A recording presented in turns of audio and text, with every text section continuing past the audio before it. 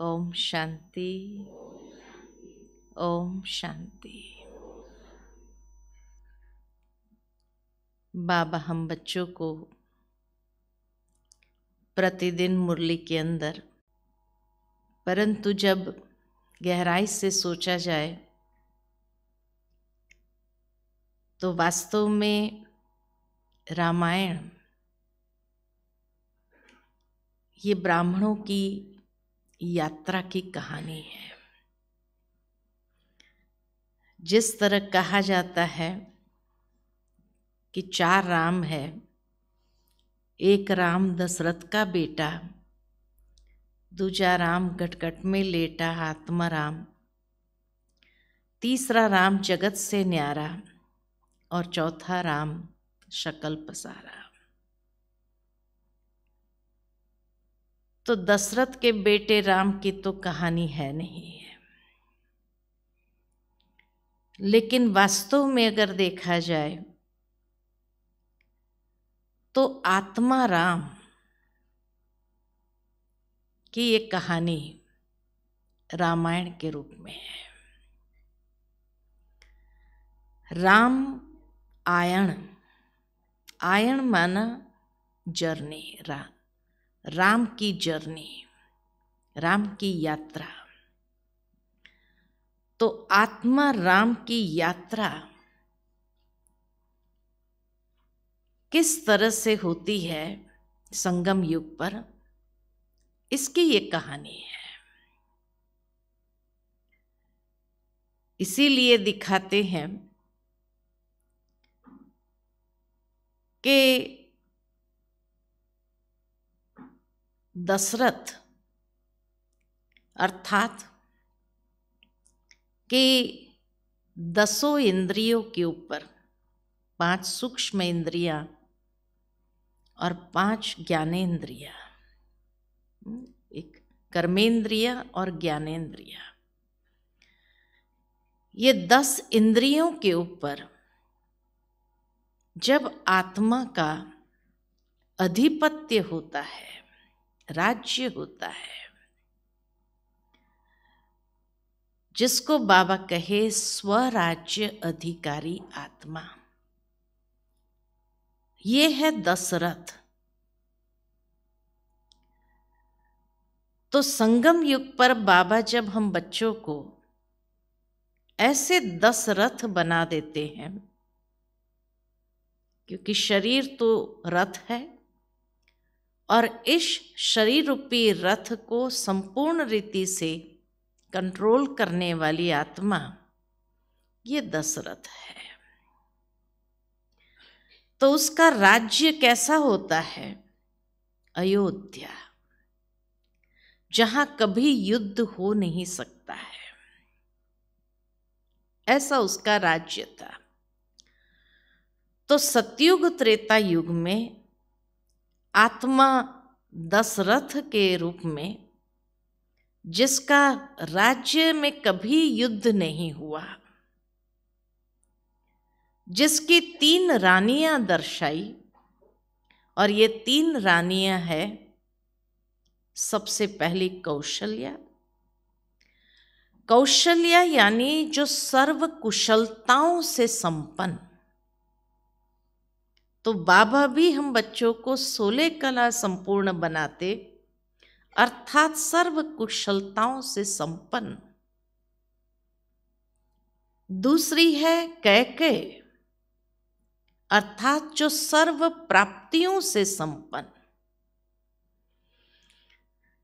क्योंकि जब कैकेय को कहा गया तुम 2 वरदान मांगो, जो चाहिए वो, तो उसने क्या कहा? मुझे कुछ भी नहीं चाहिए, समय आने पर देखेंगे। तो जो सर्व प्राप्तियों से संपन्न थी, वो सर्व कुशलताओं में सर्व प्राप्ति संपन्न आत्मा, और सुमित्रा अर्थात जिसका सर्व के साथ इतना स्नेह प्रेम था, मित्रता का भाव था। तो जो आत्मा स्वराज्य अधिकारी होती है, उसकी ये 3 विशेषताएं जरूर होती है। संगम युग पर बाबा हमें ऐसा बनाते हैं। कहा जाता है कि उनके 4 बच्चे जो हुए यज्ञ से हुए, अर्थात यज्ञ से ही हम सबका भी जन्म होता है। यज्ञ से ही हमारी उत्पत्ति हुई। जब परमात्मा ने आकर के ऐसा ज्ञान यज्ञ रचा और जहां आत्माओं को इतना स्वराज्य अधिकारी बनाया, तो उसके 4 बच्चे कौन से थे? तो सबसे पहले राम, दूसरा था भरत, तीसरा था लक्ष्मण और चौथा था शत्रुघ्न। कि ये स्वराज्य अधिकारी आत्माएं कैसे बनी? इन 4 आधार के द्वारा। राम अर्थात ज्ञान स्वरूप, ज्ञान मर्यादा पुरुषोत्तम उसको दिखाते हैं। तो ज्ञान के आधार से ऐसा बना, हर बात में वो ज्ञान को अप्लाई करता है, यूज करता है। दूसरा था भरत, यानी समर्पणमयता, योग। योग में हम अपनी बुद्धि को बाबा के सामने समर्पण कर देते हैं। तो जो योगी आत्मा था, समर्पण भाव जिसके अंदर था, इसीलिए वो दिखाते कि दोनों राम की चाकड़ी को सर पर उठा करके समर्पण भाव देखो, मैंपन जरा भी नहीं, जो आज बाबा ने कहा मुरली में। तीसरा था लक्ष्मण, अर्थात त्याग, यानी धारणा स्वरूप। सबसे बड़ा त्याग दिखाया ही गया है, राम से भी ज्यादा लक्ष्मण का और उर्मिला का। भावार्थ ये कि धारणा स्वरूप आत्मा थी। और चौथा शत्रुघ्न, सेवादारी। तो ज्ञान, योग, धारणा और सेवा, ये चारों बातों के आधार से ही स्वराज्य अधिकारी आत्मा बनते हैं। कितना परफेक्ट एक यादगार रामायण के रूप में दिखाया है। कहा जाता है कि ऐसे आत्मा राम की जो जर्नी आरंभ हुई संगम युग पर, लेकिन इतनी आसान नहीं थी, क्योंकि ब्राह्मणों के सामने कई पेपर आते हैं। बहुत सारे पेपर क्रॉस करके ही वो ऐसी दुनिया के अधिकारी बनते हैं। अयोध्या के अधिकारी, कि जिस समय सारा भारत क्या सारा विश्व ही अयोध्या था, ऐसे अयोध्या के मालिक बनते हैं। लेकिन उसके लिए उसको बहुत सारी परीक्षाओं से गुजरना पड़ता है। कौन सी परीक्षाओं से गुजरना पड़ता है? तो बाबा कई बार जब मुरली में कहते हैं कि बच्चे माया से सावधान, है ना, और कभी कहते हैं रावण बड़ा रुलाने वाला है, उससे अपने आप को बचा कर रखना। तो माया और रावण एक है या अलग है? क्या कहेंगे? एक है या अलग है? हाँ, एक ही है। माया फीमेल दिखाई है और रावण मेल दिखाया है, तो एक कैसे होगा? बाबा कई बार कहते हैं माया मेरी आज्ञाकारी बच्ची है, कोई जैसे ही ज्ञान मार्ग पर चलना आरंभ करता है तो माया को बाबा कहते हैं, देखो तो सही ये वर्षे पाने के योग्य है भी या नहीं, है ना।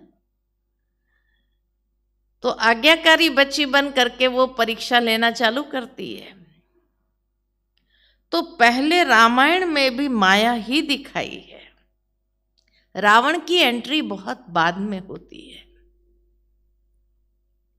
तो हमारे जीवन में भी जब हम इस ज्ञान मार्ग के पुरुषार्थ में कदम रखते हैं तो माया परीक्षा लेने तो आएगी। और सबसे पहली परीक्षा कौन सी आती है?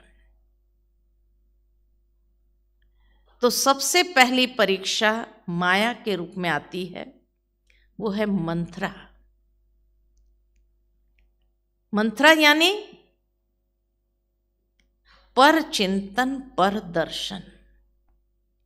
तो ज्ञान मार्ग में भी हम जैसे ही आरंभ करते हैं, शुरू शुरू में तो बड़ा नशा चढ़ता है, बहुत अच्छी तरह से आगे बढ़ते हैं, लेकिन उसके बाद क्या होता है? पर चिंतन। सबसे पहली माया यही आती है। बड़े उछल रहे होते हैं हम जैसे उमंग उत्साह में, और किसी ने कह दिया, अरे क्यों इतना उछलता है तुम, थोड़ा धीरे चल, पता चलेगा तेरे को सब कुछ। क्या होता है? तो फिर सुनाना शुरू करते हैं।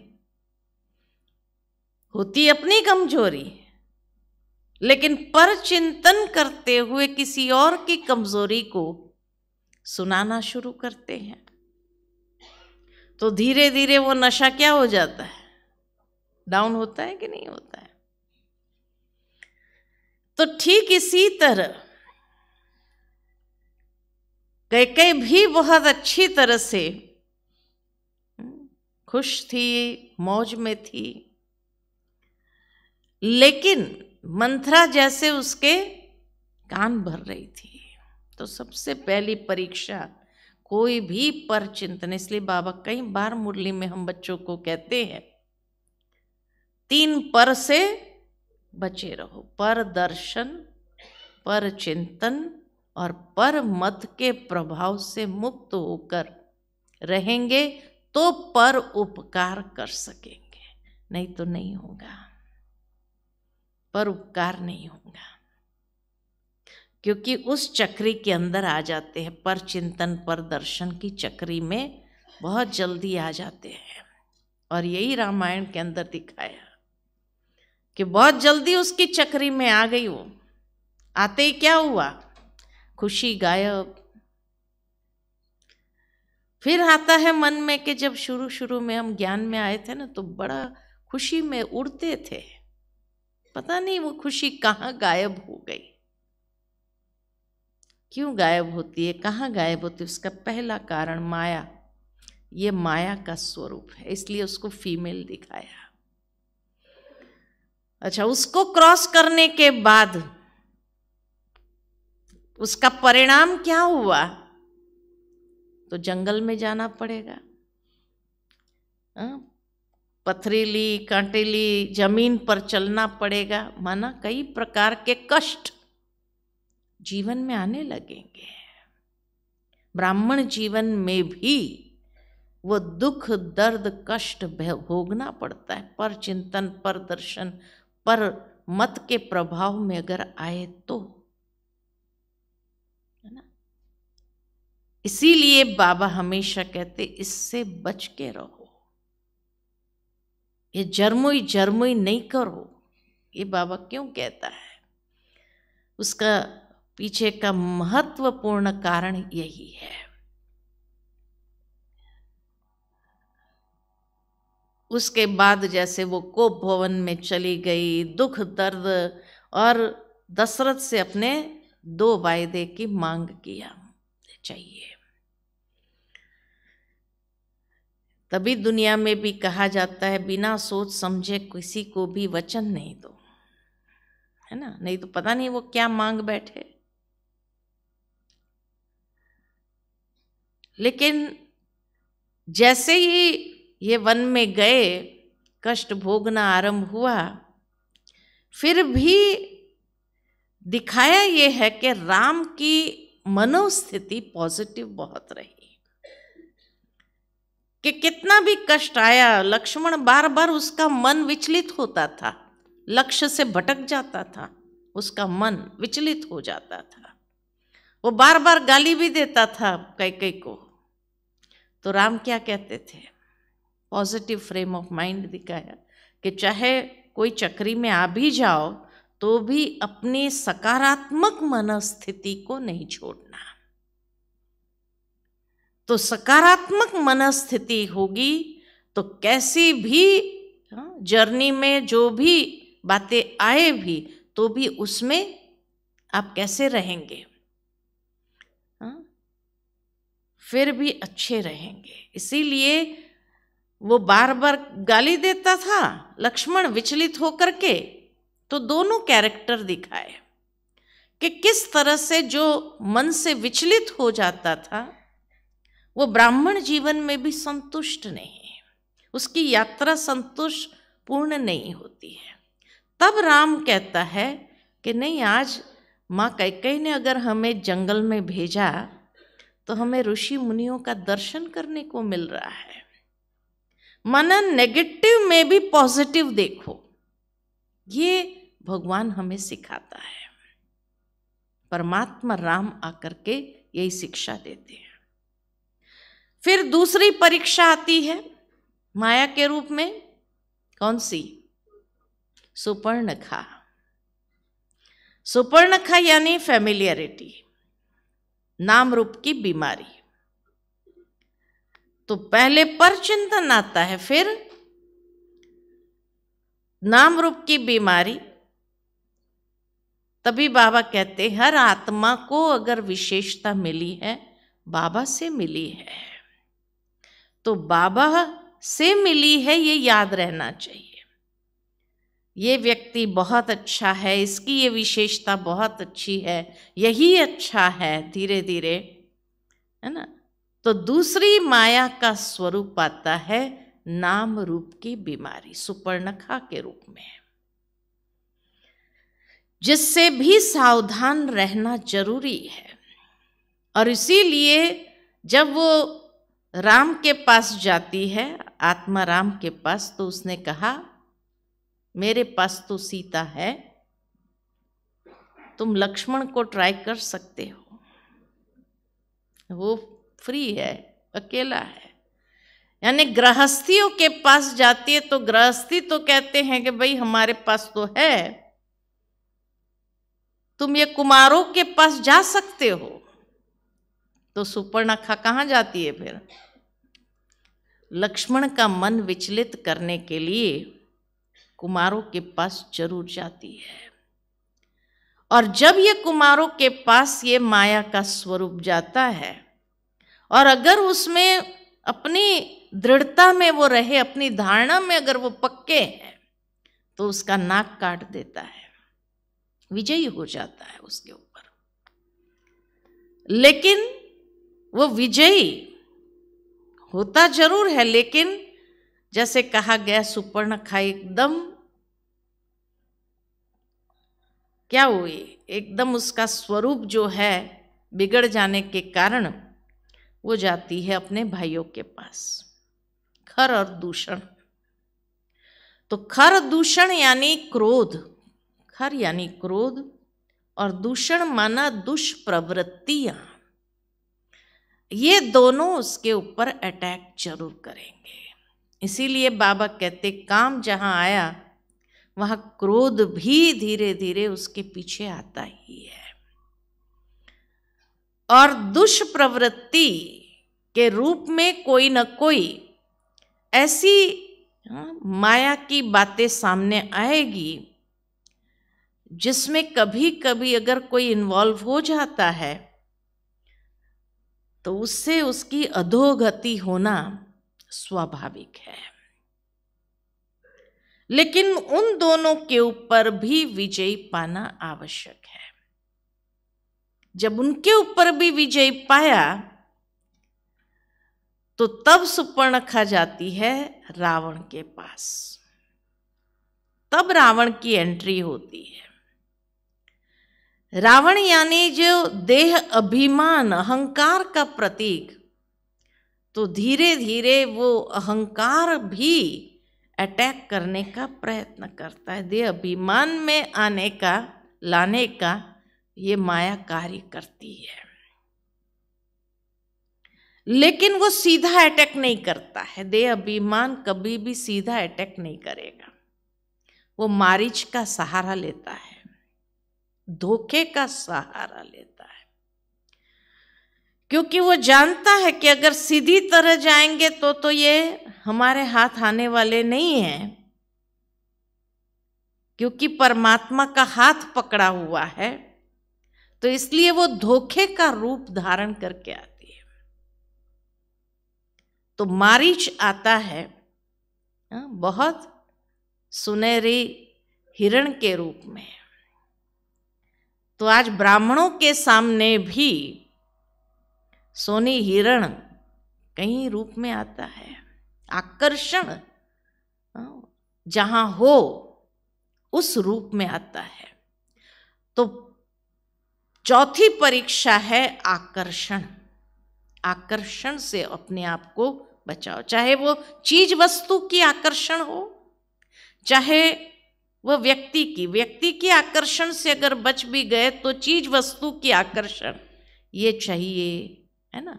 तो सोने हिरण का रूप देख करके सीता ने क्या कहा, ये चाहिए।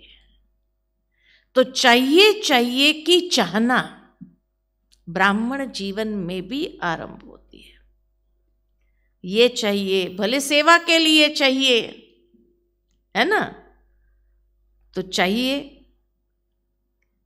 तो किससे हम ये करते हैं, चाहिए मुझे ये चीज, किसको मिन्नत करते हैं, राम को।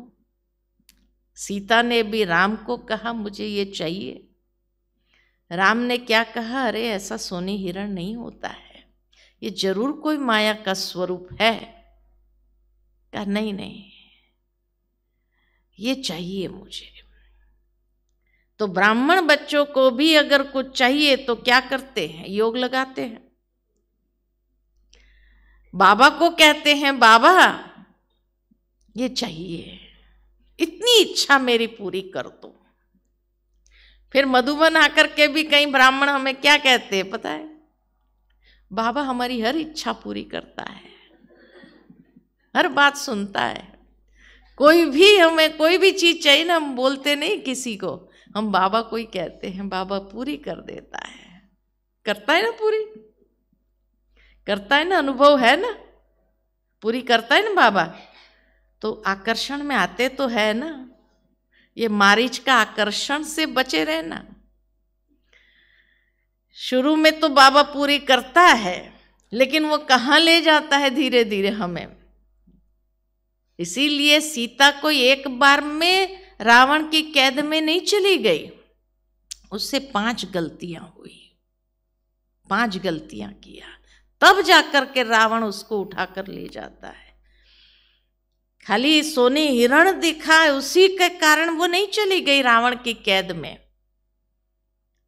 पहले तो आकर्षण हुआ, कितना सुंदर ये सोनी हिरण है, फिर हमें चाहिए।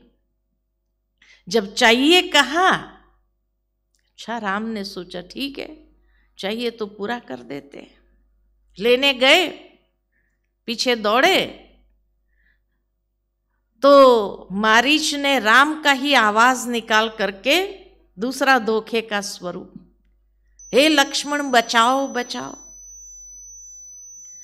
तो दूसरा सीता ने उस आवाज को परखा नहीं, पहचाना नहीं कि यह आवाज राम का नहीं हो सकता है। लक्ष्मण कह रहा है, लक्ष्मण को कहा जाओ तुम जाओ, राम बुला रहे हैं। कहा नहीं, मैं जानता हूं राम कितना समर्थ है, वो कभी पुकार नहीं सकता है, वो सर्व समर्थ है। तो दूसरा पहचाना नहीं कि ये राम का आवाज नहीं है और ये कोई माया का ही आवाज है। इसी तरह कई ब्राह्मणों को भी जब ऐसे आकर्षण के वश हो जाते हैं, फिर क्या कहते हैं, हमको तो बाबा की टचिंग हुई। तो बाबा का आवाज है या माया का आवाज है पहचानते नहीं है। अमृत वेले हमें टचिंग हुई, हमें तो बाबा ने ऐसा संकल्प दिया, ये संकल्प दिया, तो पहचाना नहीं ना। अरे ये माया का आवाज है। बाबा कहते हैं कई बार मुरली में कि आप ये मत समझो कि ये भगवान का आवाज है, ये टचिंग भगवान की है, लेकिन भगवान की टचिंग हो नहीं सकती इस तरह से। माया की टचिंग है, लेकिन उसको क्या समझ लेते हैं कई ब्राह्मण, बाबा ने हमको कहा ऐसा करो, बाबा ने हमको कहा। तो पहचानने की आवश्यकता है। उसके बाद जब लक्ष्मण नहीं गया कि नहीं, मुझे जो आज्ञा मिली है राम की कि भाई मुझे आपकी सुरक्षा देखनी है, इसलिए मैं नहीं जाऊंगा, मैं तो जानता हूं कि श्री राम तो सर्वसमर्थ है, उसको कुछ नहीं हो सकता है। तो तीसरा क्या बोला, अयोग्य शब्द मुख से निकालना शुरू किया कि मुझे पता है तुम्हारी नीयत ही खराब है, यहां तक उसको कह दिया। यानी ऐसे कड़वे वचन उच्चारण किए जो किसी के हृदय को लग जाए। इसी तरह बाबा की टचिंग है कह करके किसी को आपने बताया, कहा, और अगर उसने नहीं माना तो गुस्सा आता है कि नहीं आता है। और गुस्सा जब आता है तो कभी कभी ऐसे गुस्सा नहीं करते हैं, लेकिन शब्द ऐसे निकल जाते हैं जो किसी के हृदय को दर्द पहुंचा दे, दुख दे दे, ऐसे वचन निकल जाते हैं। तो तीसरी गलती, अयोग्य वचन। फिर चौथा, जब अयोग्य वचन निकाला तो लक्ष्मण ने कहा ठीक है मैं जाता हूं, लेकिन लक्ष्मण रेखा खींची कि भाई इससे बाहर नहीं आना। कहा ठीक है। तो उस समय रावण बड़े साधारण रूप में आता है और साधारण रूप में आकर के कहता है भिक्षाम दे मैया। उसको भी पहचाना नहीं, चौथी गलती, उसको भी पहचाना नहीं, और आया कि भाई अपने घर से खाली कैसे कोई जाए, उसको मदद तो करना ही चाहिए। तो बाबा कहे रहम जरूर रखो, लेकिन मर्यादा में रहकर रहम करो, अपनी मर्यादा लांघ करके किसी को मदद करने का प्रयत्न नहीं करो। जो अपनी मर्यादा को लांघ करके किसको मदद करने के लिए जाते हैं तो जरूर फंसेंगे। इसीलिए इससे भी सावधान। तो पांचवा जो कहा कि एक तो रावण को पहचाना नहीं, और पांचवा उस लकीर को क्रॉस करके मदद करने गए। फिर क्या कहते, हम तो मदद करने गए थे, हमें क्या पता ऐसा भी होता है।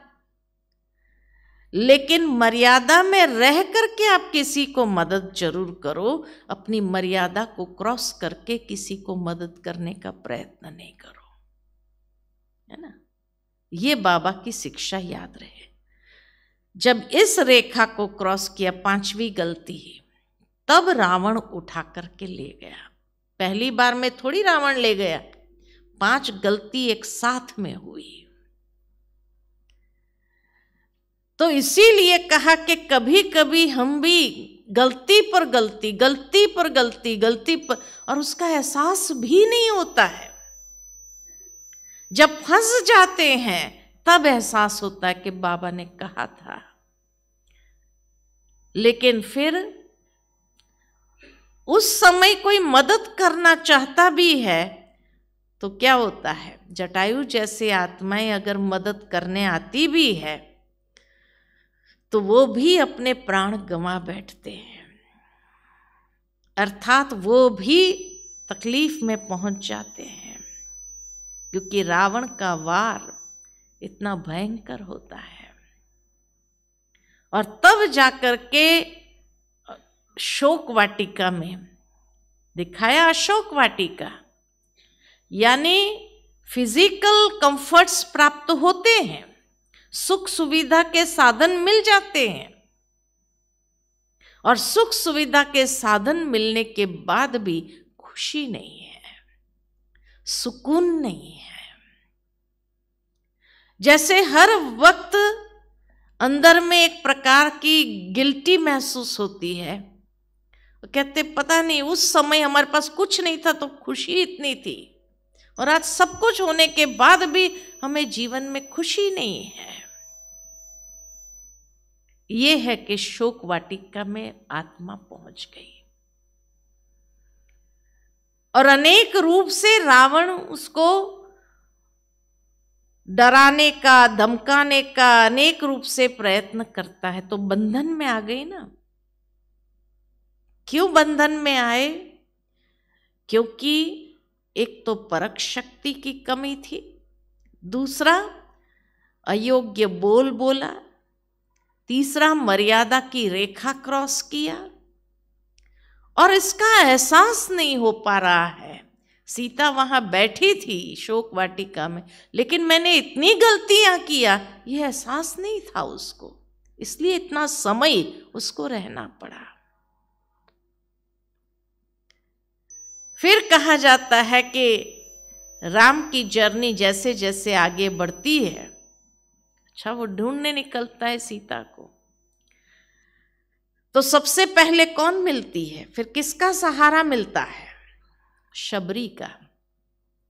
शबरी का सहारा यानी है गरीब, है ना, बेर चक चक करके रखा उसने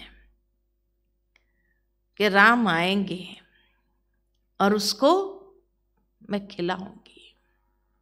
सारे बेर इकट्ठे करती गई। ठीक इसी तरह जैसे आत्मा राम की जर्नी भी आगे बढ़ती है, तो कई बार कई बाबा के गरीब बच्चे भी ऐसे होते हैं जिनके अंदर बहुत भावना होती है, तो कभी भी गरीब बच्चों की भावनाओं को ठुकराना नहीं होता है। इसीलिए राम ने बैठ करके उस बेर खाए, लेकिन जैसे ही उसने लक्ष्मण को दिया बेर खाने के लिए, तो लक्ष्मण ने क्या किया, ये क्या झूठे बेर खा रहे हैं राम।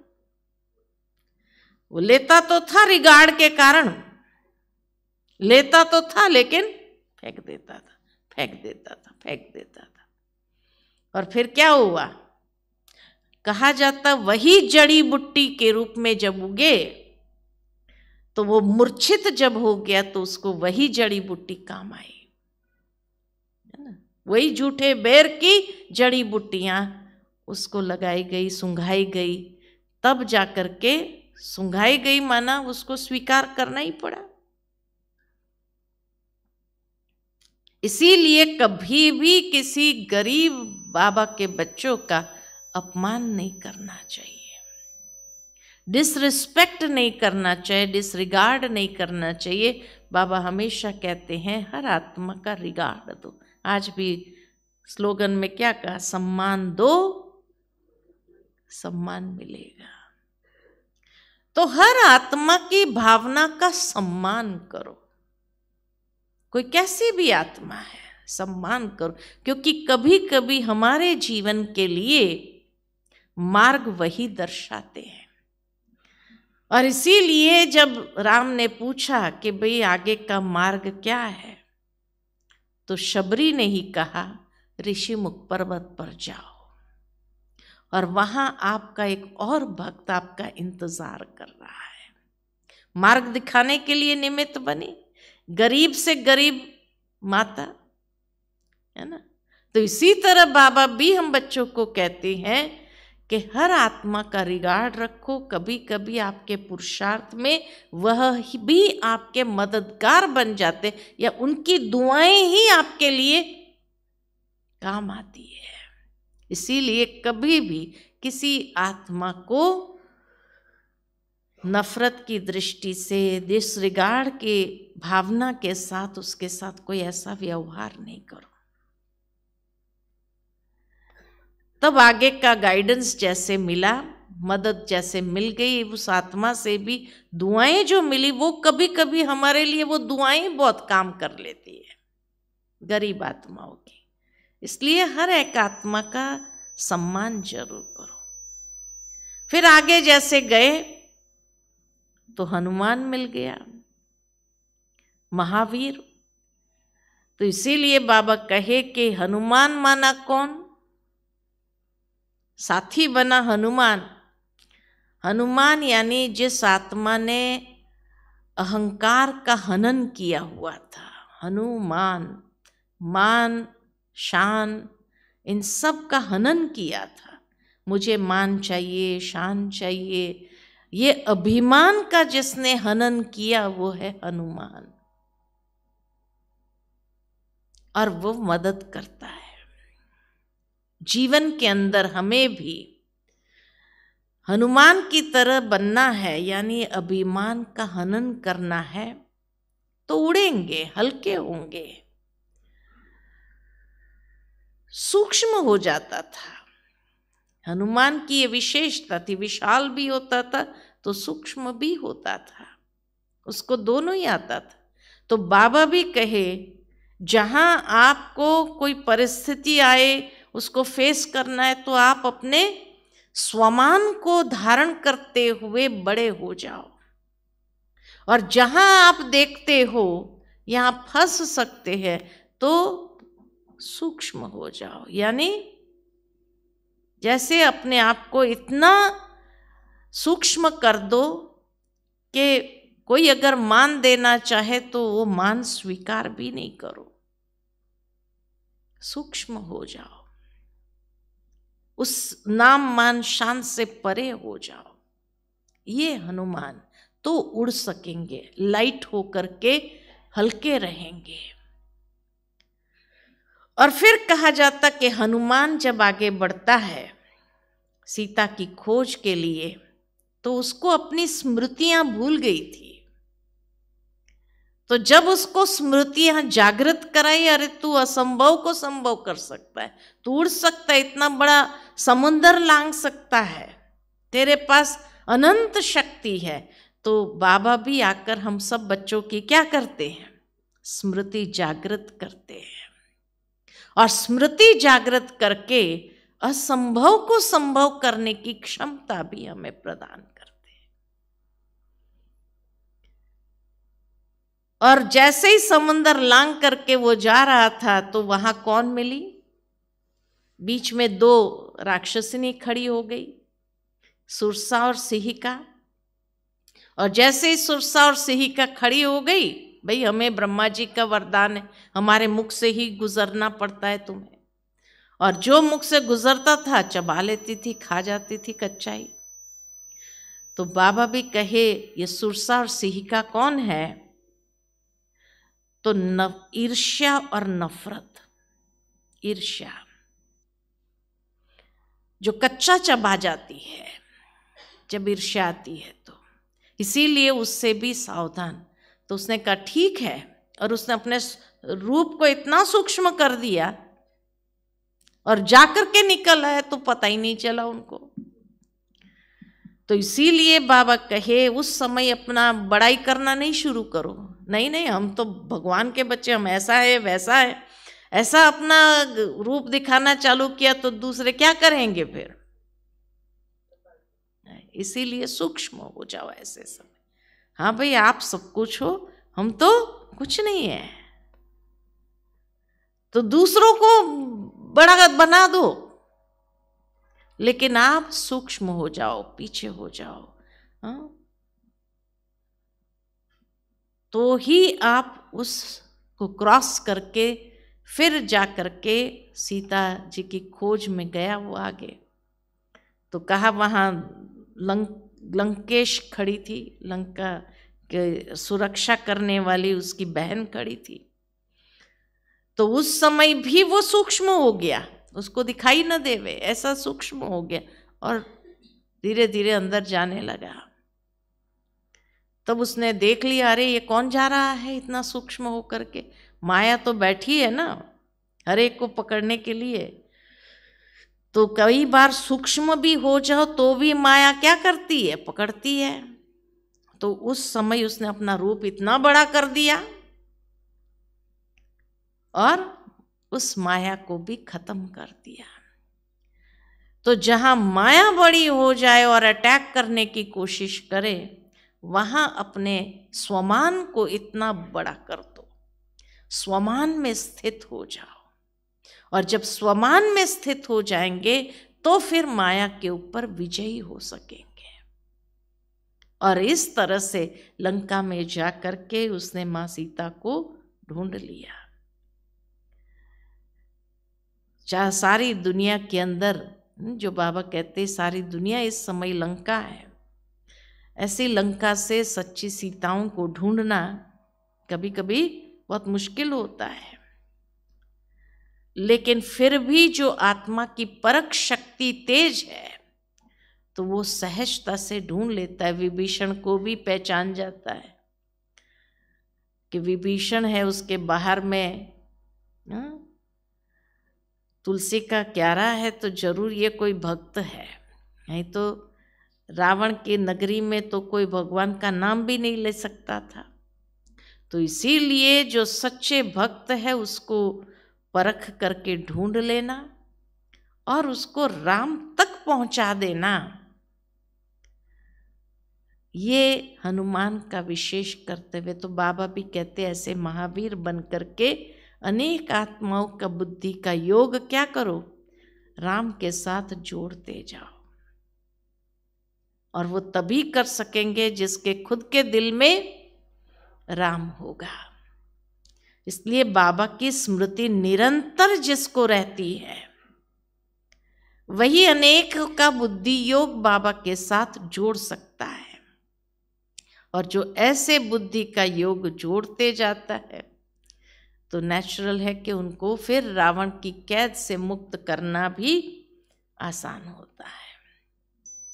ठीक है ना। और फिर लास्ट में, टाइम तो हो गया लेकिन लास्ट में यही कहूँगी कि रावण का जब खात्मा होता है, क्योंकि विभीषण ने सीक्रेट बता दिया कि भाई रावण को मारने का सीक्रेट क्या है, उसके नाभि में तीर लगाओ तो ही मर सकता है ना। तो कहने का भावार्थ ये है कि नाभि सारे शरीर का क्या होता है, केंद्र बिंदु, जहां से पोषण सारे शरीर को मिलता है। ठीक इसी तरह जिसके मन बुद्धि का पोषण जहां से मिलता हो वहां से ही उसको कैच करना है।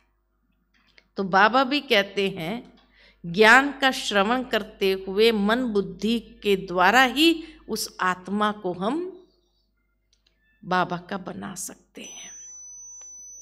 लेकिन जब रावण मृत्यु शैया पर था तो उस समय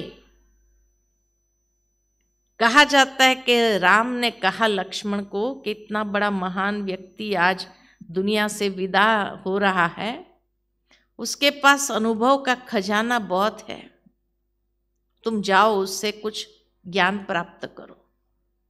तो लक्ष्मण मन में सोचने लगा ये क्या मुझे ज्ञान देगा, खुद ही मृत्यु शैया पर है, वो क्या मुझे ज्ञान देगा।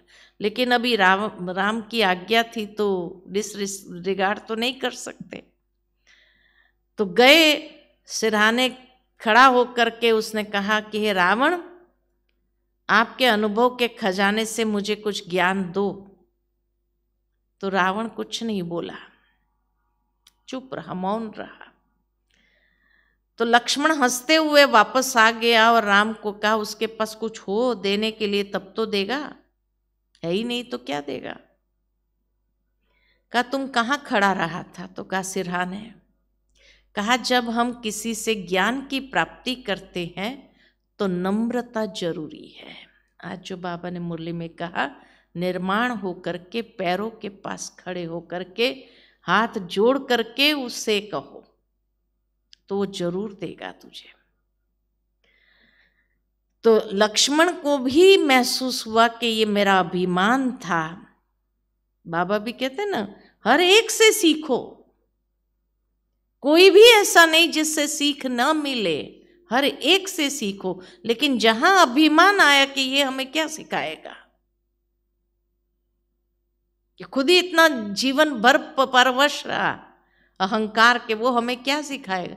लेकिन कभी समझो कि कोई आत्मा के पास जीवन के अंदर बहुत कुछ सिखाने के लिए भी होता है, इसलिए वो अभिमान भी नहीं होना चाहिए। नम्र चित हो जाओ, तब जा करके लक्ष्मण भी नम्र चित हो करके उसके पैरों के पास जाकर हाथ जोड़ करके कहा कि हे लंकापति, आपके पास जो अनुभव का खजाना है मैं उसको चाहता हूँ। तो तब कहा जाता है उसको 3 शिक्षाएं दी जो हमारे लिए भी बहुत जरूरी है। पहली शिक्षा उसको दिया रावण ने कि हमेशा अपने हितैषियों का सुनना। मैंने जीवन में सबसे बड़ी गलती अगर किया तो अपने हितैषियों को ही लात मारा। आज मेरी दशा उसी कारण ऐसी हुई है। मेरे शुभ चिंतक थे मेरे नाना, उसको मैंने ये कर दिया। विभीषण मेरा शुभ चिंतक था, उसने मुझे समझाने का प्रयत्न किया, अपना समझता था इसलिए। लेकिन मैंने हमेशा जो चाटुकारी थे उनका सुना। दरबार में जाता था तो वो मेरी चाटुकारी करते थे, उनका सुनता था मैं। और जो मेरे सच्चे हितैषी थे उनको लात मारा, आज वही मैं भोग रहा हूं। तो अपने हितैषियों को कभी भी अनसुना नहीं करो, उनकी बात सुनो। अगर कड़वी भी होगी तो भी उनकी बात सुनो, वो कभी हमें गलत दिशा नहीं बताएंगे, गलत बात नहीं करेंगे। दूसरी बात उसने कहा, सामने वालों को कभी कमजोर नहीं समझना चाहिए। मैंने यही गलती किया कि राम लक्ष्मण 2 कुमार तो है, वो क्या मेरा बिगाड़ लेंगे, मैं इतना शक्तिशाली हूं। लेकिन मैंने ये जो गलती किया कि उनको साधारण समझ लिया, और साधारण समझने के कारण ही मुझे उनकी शक्ति का अंदाजा नहीं था। तो जैसे युद्ध के लिए कहा जाता है सैनिकों के लिए कि अपनी शक्ति को भी जानो और सामने वालों की शक्ति को भी जानो। साधारण नहीं समझो किसी को भी कि ये साधारण है, क्योंकि कभी कभी वही हमें मात दे सकते हैं। और तीसरी बात कहा कि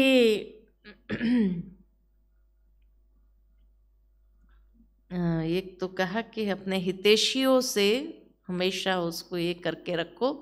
दूसरा कहा सामने वालों को कमजोर नहीं समझो। और तीसरी शिक्षा दी, हाँ, जो शुभ संकल्प आए उसको पोस्टपोन नहीं करो। कहा मेरे दिल में कई बार ख्याल आया मैं सीता जी को मुक्त कर दूं।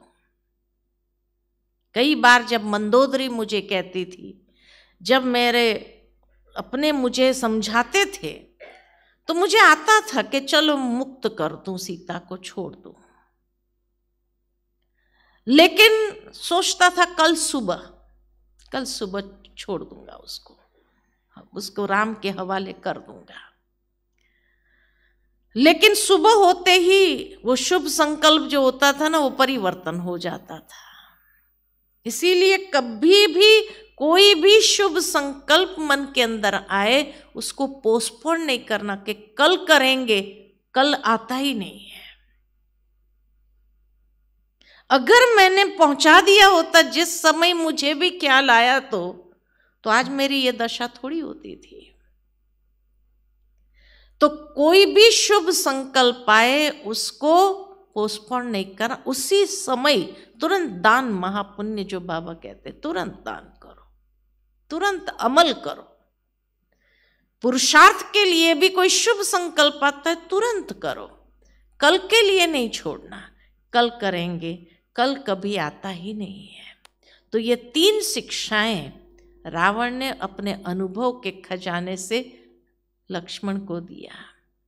अर्थात हम सभी को भी कभी कभी माया शिक्षा दे देती है। रावण भी अपने कर्मों से शिक्षा दे देता है और अनुभवी बना करके जाता है। तो इसीलिए बाबा कहते हैं कि जीवन के इन अनुभव से हमेशा सीख लेकर के आगे बढ़ते चलो। तो ये 3 सीख हमें भी जीवन के लिए बहुत उपयोगी। तो इसीलिए ये रामायण हम आत्माओं की जर्नी है और किसी की नहीं। ठीक है, अच्छा, ओम शांति।